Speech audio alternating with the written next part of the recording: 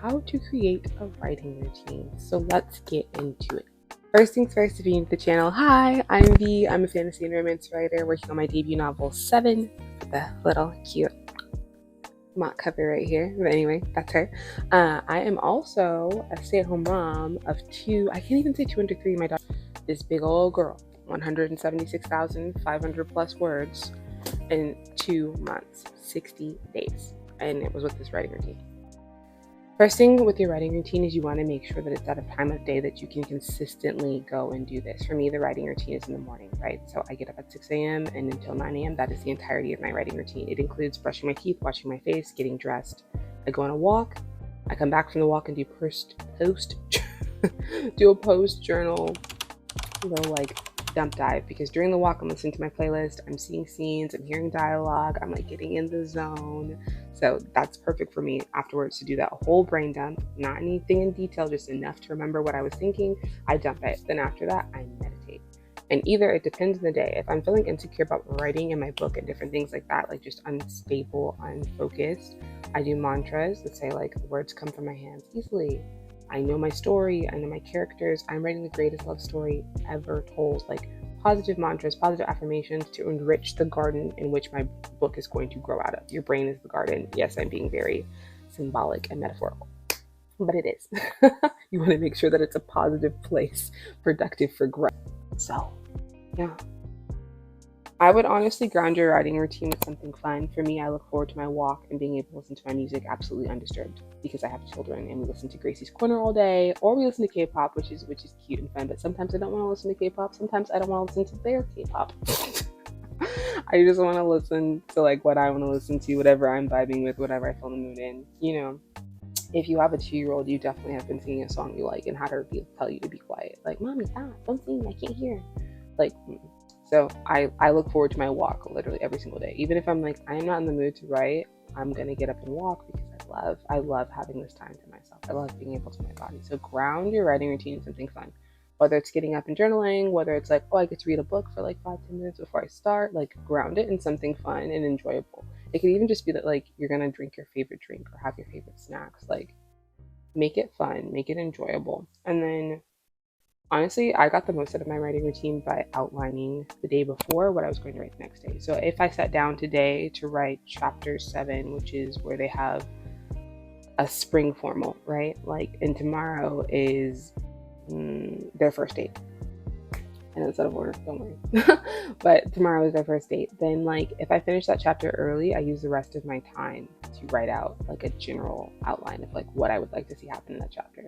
So then when I go throughout the rest of my day and I'm doing my mundane tasks, playing with my kids, washing the dishes, cooking, you know, having a little bit of time to myself during naps, my brain will be like, okay, this is what could happen. This is it running in the background, just subconsciously working and getting things done. That honestly has been like the most beneficial things for me, and how I was able to get so much done because I was hyper utilizing all of my time.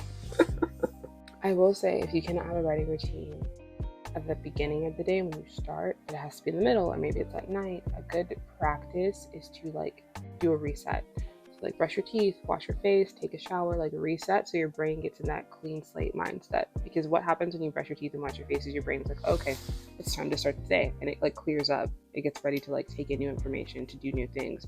If you've had a whole entire day with other people and taking in all these noise and things, your brain is probably like inundated and heavy and just having a difficult time maybe getting to like the writing place, because it is such a creative place. It is a place of like basically birthing out of something out of nothing.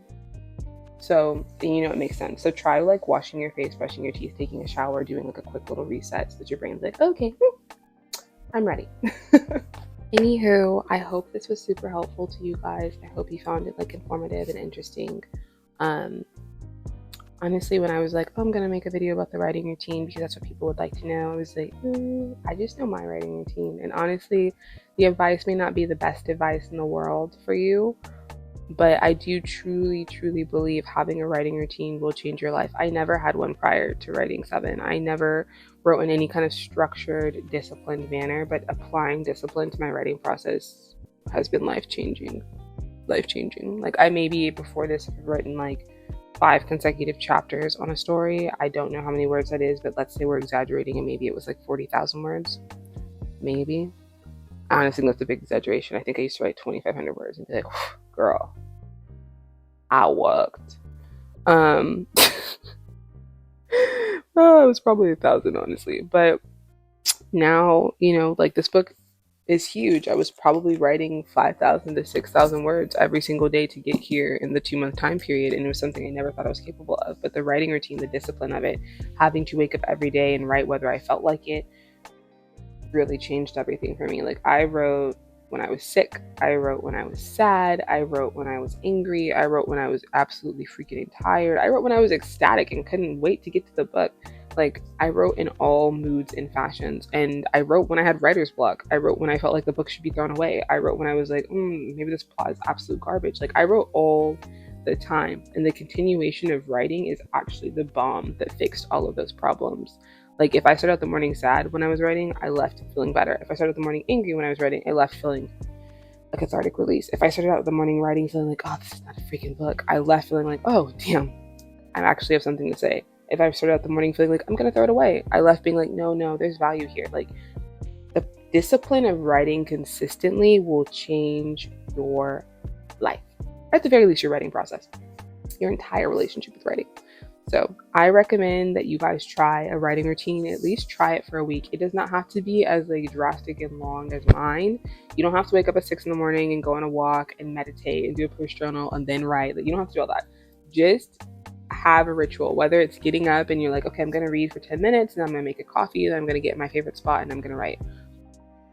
Whatever works. Also, make sure you're writing in the same place, because being in that place signals to your brain that it's time to work. I always wrote on my front patio. So like, even when I'm out there and I'm not writing, my brain is like, guess what I just got an idea for? Because that's like the place I go to write. So don't make it like a high traffic area. Don't make it an area where you do a bunch of other stuff. Don't write in bed. Don't write on the couch. Don't write somewhere random. Like, write at your desk or write at the place where you're always going to write, and that's all you're ever going to do there. So yeah, anyway, I hope that you guys found this video helpful. It was another yap chat with me. And I'll probably open another poll up if I'm gonna try to post two videos a week. So I'm probably gonna put another poll up because I think after this next video I'll have used all of the ones that you guys wanted to see. So yeah, thanks for joining me. I'll catch you guys later. Arrivederci. Oh, remember to follow, like, subscribe, all of the things. Make sure you do all the things. Subscribe, like, share, do those things. Thanks. Bye.